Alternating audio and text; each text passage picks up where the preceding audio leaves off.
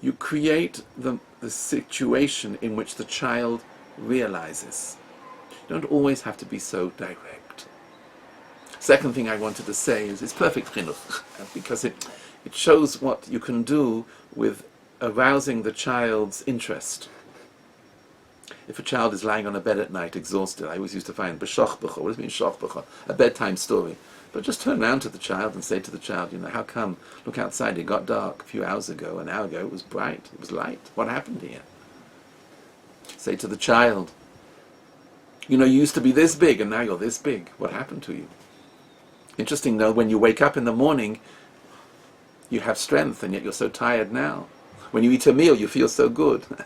These are all thoughts. This is called B'dibarta. This is called shmuzing in Torah. These are all thoughts and ideas, which is b'shivtecha b'veisecha b'lechtecha b'aderech. And the clever parent uses his emunah, his avas Hashem, and his avas haTorah to do v'shinantam b'dibarta, and then the message gets across. And this is called climbing up on the roof.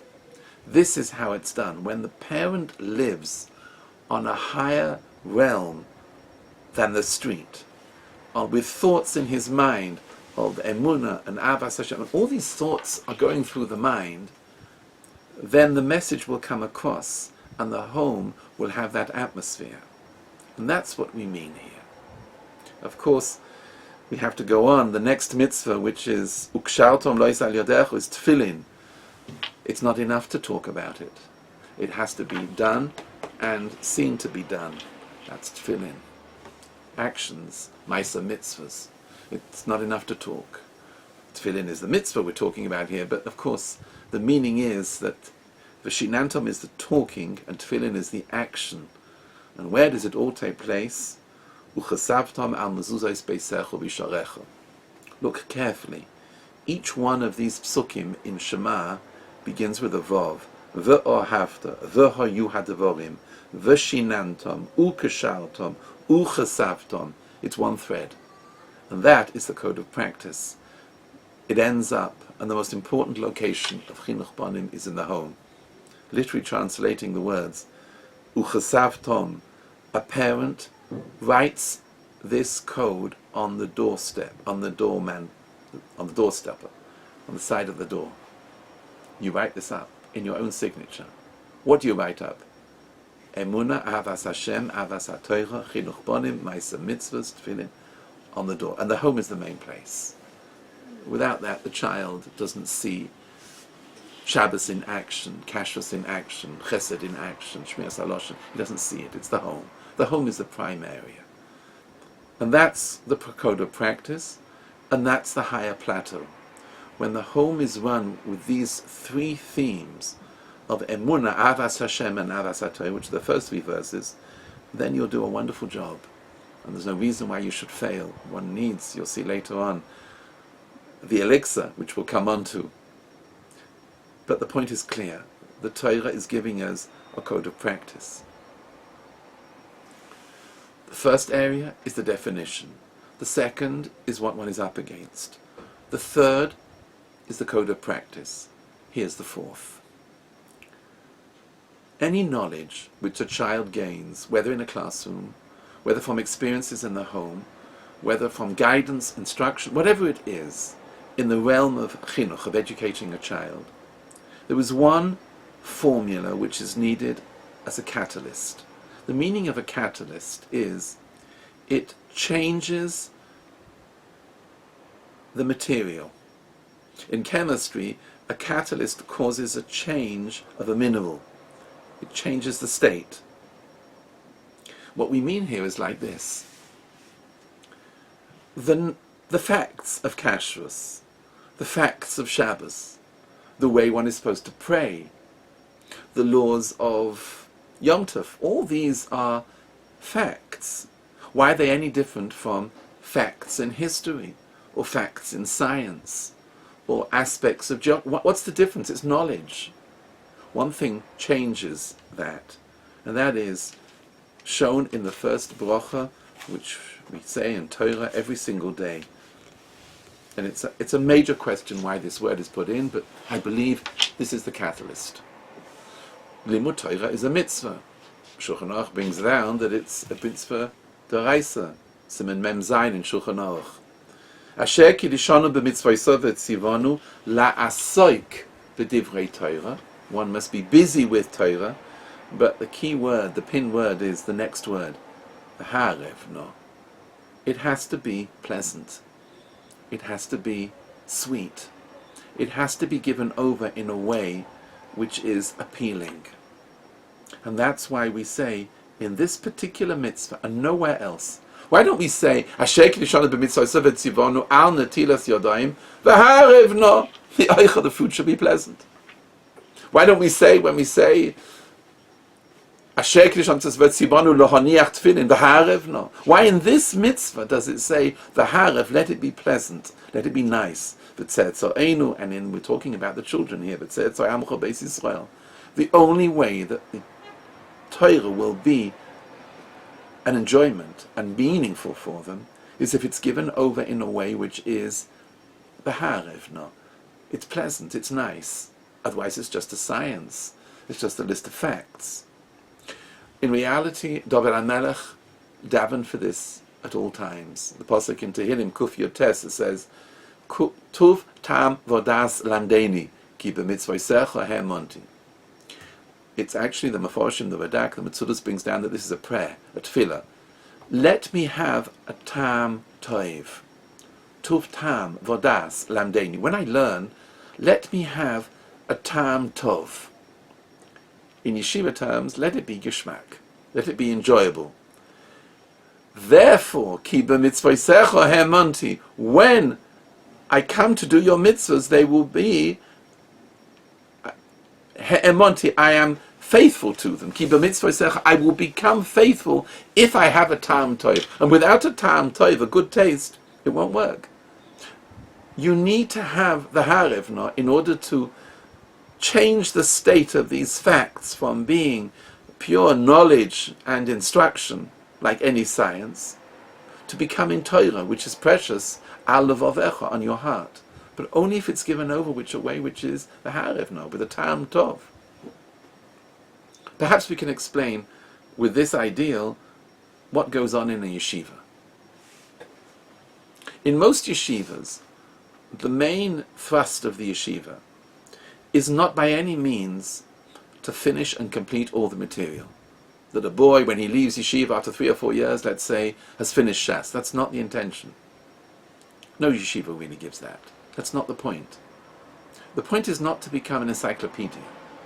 The purpose of a yeshiva is they might well spend most of the year on a few dapim with a few sugyas and a few ideas, with a kasha of Rabbi Akiva Eiger, Rabbi Chaim, the Ktsois, and learning through a good kasha and creating a svara tova, a good ideal, a good thought, that the child understands what he's learning, and then he has what's called a tam tov. And because he has enjoyed the shia, he will have what's called a tam kol hachaim, a geshmak. He'll enjoy the learning. This point came to me very clearly once when I was first married. We were first married, my wife and I. My wife had a cousin in Rechavia, on Rechov Keren HaKayemet, and we used to go and visit them every so often. We were first married, and I came to learn in the Mir Yeshiva. And we once went to the table, and sitting across from the table from me was a man who turned out to be, I understood later, was an accountant from Flatbush, a 65-year-old man, an accountant. And we were sitting across on the table, and I was with my wife. We were just married, and I was learning in the yeshiva, in the Mir. And the man looked over across to me, and he said to me in the middle of the meal, he said, "Young man," he said to me, "where are you learning?" Very abrupt, very rough. "What are you learning?" So I said, "I'm learning in the Mir, I'm learning Baba Tzia." "And what are you learning?" And he was very, very abrupt with me.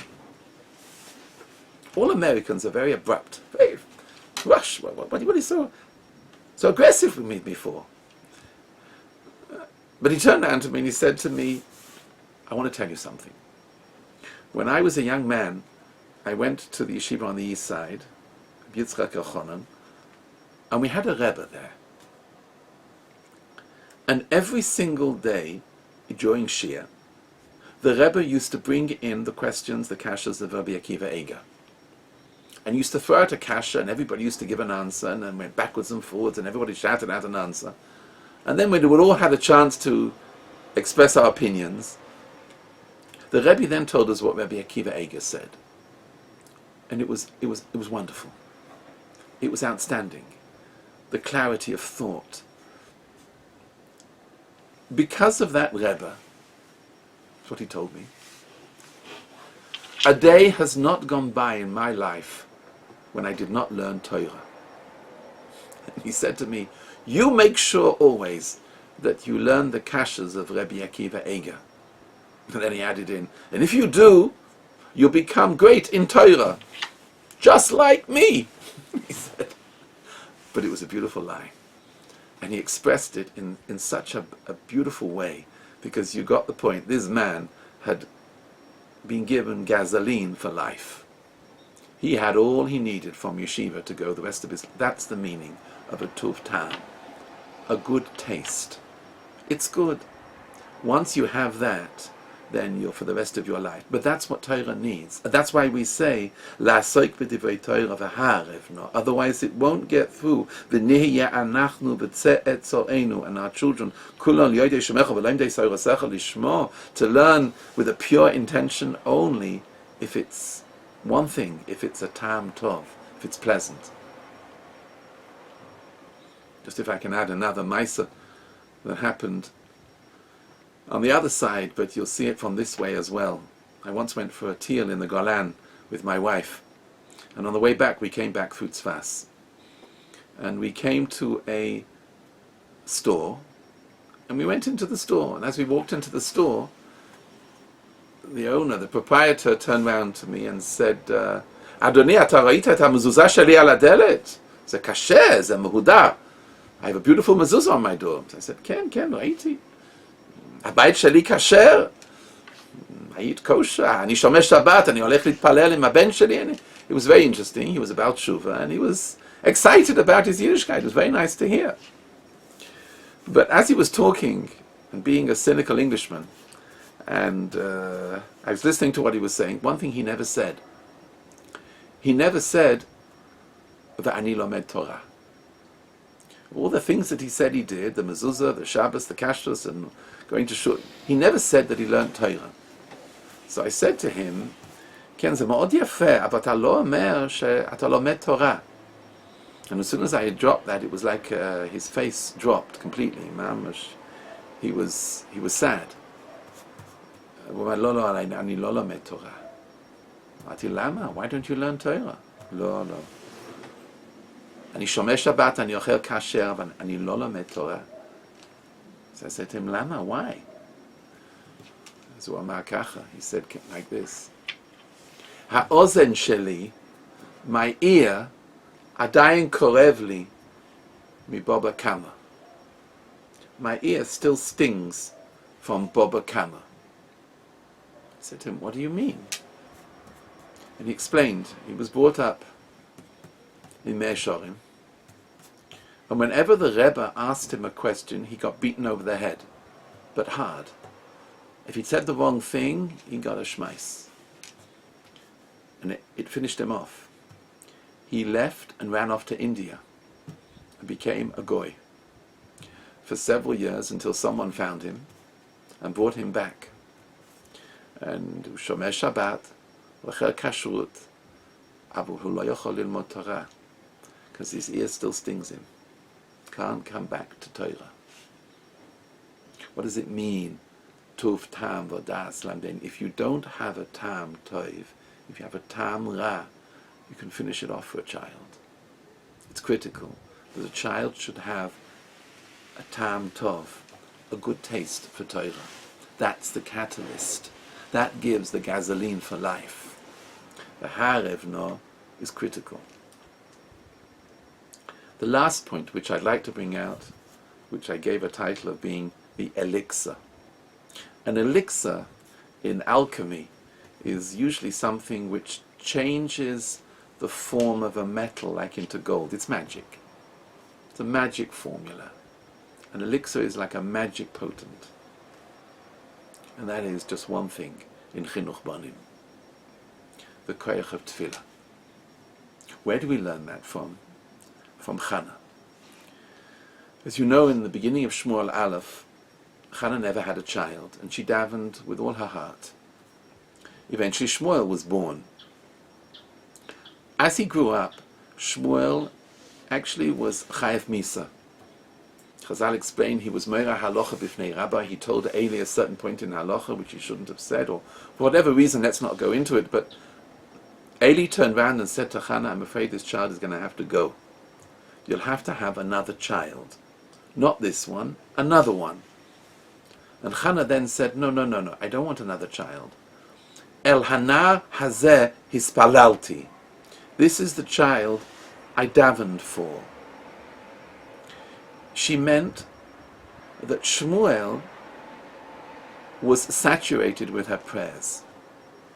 I davened for this child. Any other child will not be so meaningful to me. I gained what I was praying for. I gained through prayer. Prayer answered my problem. And that's the lesson that we learn. The koyach of prayer is intrinsic to every single machanech, and without it, you don't have the elixir, because that brings what's called siyata d'shmaya, help from Hashem, and that changes the whole formula, and that's where the success of the child is. It's known that many great Rosh Yeshivas davened, even fasted, for their Talmidim. Koyach of prayer, of davening that the child should succeed. But we learn that from Chana. The essence of Chana's success, and she knew it herself, was through the koyach of prayer. And that's why, when we say every single morning, Asher kiddushanu b'mitzvayso b'tzivonu la'asok b'divrei Torah v'ha'arevno, and so that b'tzeh etzoenu.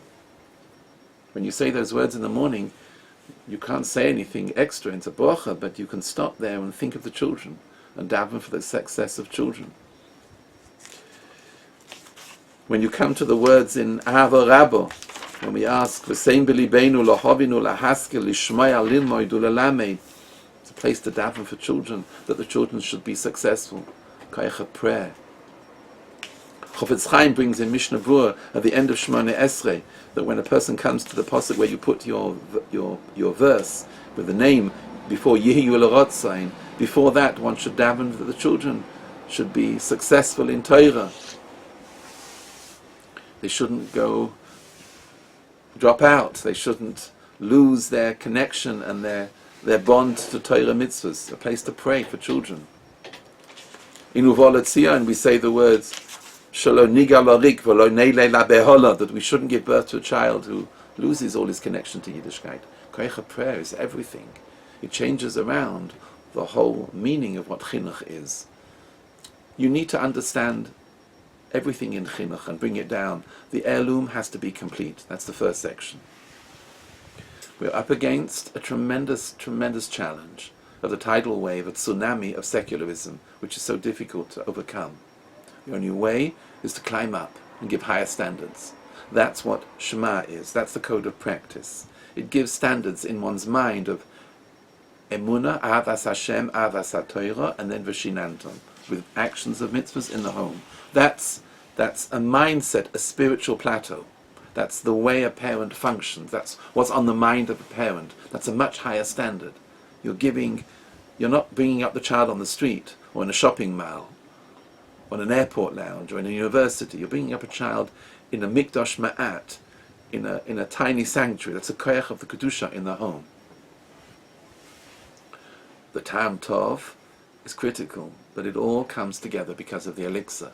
And the elixir is prayer. Asking Hashem to help, Mavakesh Rachamim, that HaKadosh Baruch Hu should grant us the privilege that our children should be devoted and always connected to Torah, B'Kedusha U'B'Tara.